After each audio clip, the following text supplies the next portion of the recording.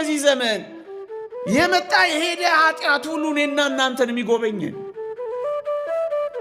የመጣ የሄደ ሁሉ የሚጥለን ቃል ኪዳናችንን ጣልን፣ ከዓለም ጋር አመነዘር፣ ለሙሽራችን ጀርባ ሰጠን። የመስቀል ማማተብ ሰይጣንን ይመረዋል እንዳለው እኮ ነው ወገኖቼ።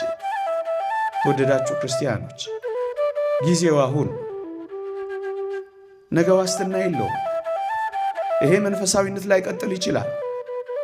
ነገ የሚባል ቀን ራሱ ላይኖር ይችላል። ከዛሬ ይልቅ የነገ የዲያብሎስ ፈተና ይበዛል።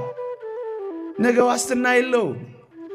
ለእውነተኛ ሙሽሮች ያለው ቀን አሁን። ችንካር ላይ የተሞሸረ ሙሽራ፣ ሚስማር ላይ እያመመው የቆመ ሙሽራ እሱላ